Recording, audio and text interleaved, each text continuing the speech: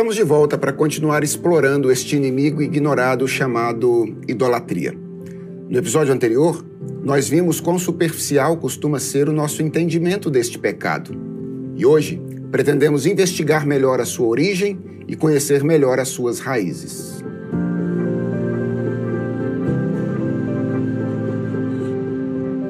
A idolatria é um pecado muito antigo. A sua origem remonta ao Éden, especificamente ao pecado de Adão e Eva. Frequentemente, nós associamos o pecado dos nossos primeiros pais ao ato de tomar e comer do fruto proibido. Não está errado, mas a leitura cuidadosa de Gênesis 3 revela que esse ato foi, na verdade, o resultado de um processo que começou com a idolatria. Utilizando as categorias que nós mencionamos no episódio anterior, nós podemos dizer que comer o fruto proibido foi o ato de obediência que foi precedido por desejo e por confiança. O relato da queda diz que a razão pela qual a mulher tomou o fruto e comeu foi que ela entendeu que a árvore era boa para se comer, agradável aos olhos e desejável para dar entendimento. Ela, portanto, comeu dele porque o desejou intensamente. E ela o desejou porque confiou no engano promovido pela serpente de que ele poderia suprir uma das suas necessidades espirituais mais fundamentais, que é a necessidade de direção e de conhecimento. Vocês serão como Deus, conhecedores do bem e do mal. Desejar direção e conhecimento não é ruim. De certa maneira, é até necessário. Mas quando essas coisas são desejadas na intensidade e no modo como deveríamos desejar apenas Deus, estamos falando de um desejo idólatra.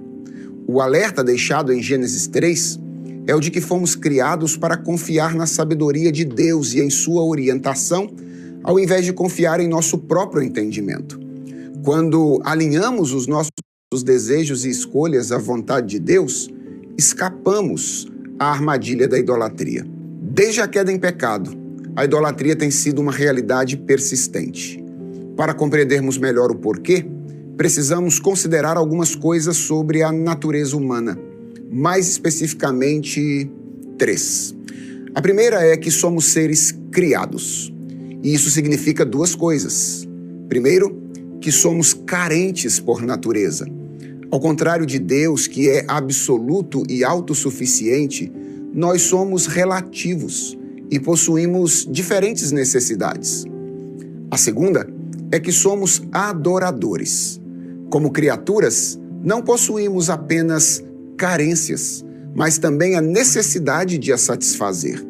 Alimentação e descanso, por exemplo, são meios através dos quais nós suprimos a necessidade que temos de energia para manter a nossa vida física. Mas assim como temos necessidades físicas, temos também necessidades espirituais. Por isso, fomos criados para estabelecer uma relação de confiança, amor e obediência com algo ou alguém que cremos ser capaz de satisfazer as carências da nossa alma. Outra coisa que precisamos saber sobre nós é que somos originalmente teocêntricos. Temos poucas informações sobre o tempo em que o mundo existiu sem a presença do pecado. Apenas 2 capítulos, na verdade, tratam da vida nessa condição em toda a Bíblia Sagrada. Entretanto, é possível afirmar que naquele tempo éramos religiosamente orientados para Deus. Procurávamos satisfazer nele as nossas necessidades espirituais. Esses 2 primeiros capítulos da Bíblia apresentam um Deus que fala com a sua criação e que, através da sua voz, estabelece a harmonia entre eles. Gênesis 3 introduz outra voz, a voz do tentador, que convida o homem a dar ouvidos à sua própria vontade, estabelecendo assim a desarmonia do mundo criado. Essa ideia de que a desarmonia surgiu quando o homem deu ouvidos a outra voz sugere que, no princípio, a voz de Deus era crida, amada e obedecida. A terceira coisa que devemos saber sobre nós é que depois da queda nos tornamos seres egocêntricos. O pecado não eliminou o impulso religioso do ser humano. Afinal, esse impulso é intrínseco à nossa natureza.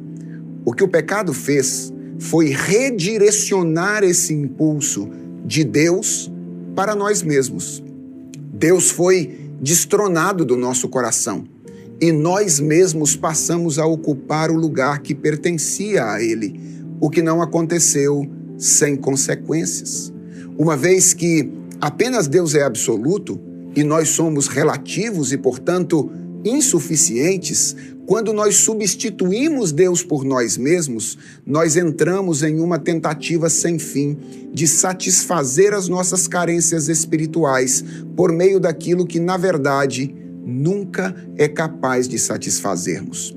Para usar uma metáfora bíblica, a queda em pecado nos distanciou da única fonte que sacia nossa sede, nos deixou um imenso vazio e nos encaminhou a uma tentativa inútil de tentar preenchê-lo. Como certa vez disse o reformador João Calvino, a nossa imaginação se tornou uma perpétua fábrica de ídolos. Eis a razão pela qual a idolatria é uma realidade permanente. Encontramos um grande exemplo da permanência da idolatria ainda nos capítulos iniciais de Gênesis.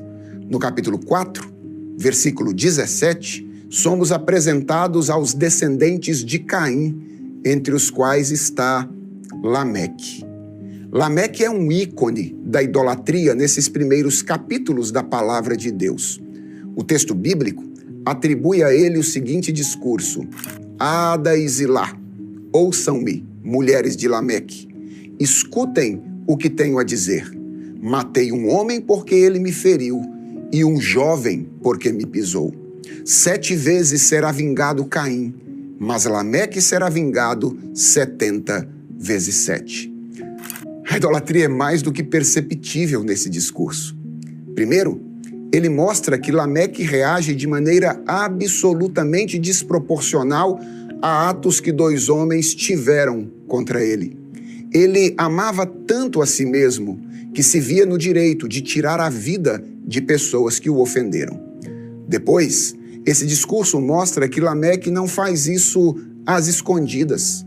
Muito pelo contrário, faz às claras, com o objetivo de se tornar conhecido como alguém vingativo e cruel. Esse discurso de Lameque revela várias características essencialmente associadas à idolatria, para as quais devemos nos atentar e das quais devemos nos afastar. Autossuficiência e violência. Lameque talvez seja o primeiro grande exemplo de que depois que a idolatria entrou na experiência humana, ela nunca mais a abandonou. Mas ele não é o único. Personagens como Acabe e Jezabel, que foram as últimas consequências para obter a vinha de Nabote, Amã, que promoveu perseguição aos judeus porque não foi honrado por nada mais do que um deles, e Judas, que traiu o Redentor por dinheiro, também são exemplos vivos de que a idolatria é um pecado permanente. Encerramos aqui por hoje, mas nossa jornada está longe de terminar. No próximo episódio, aprofundaremos nosso entendimento sobre a perigosa e enganosa idolatria que ronda os nossos corações sem descanso. Prossigamos juntos nesse estudo. Espero por você. Até lá.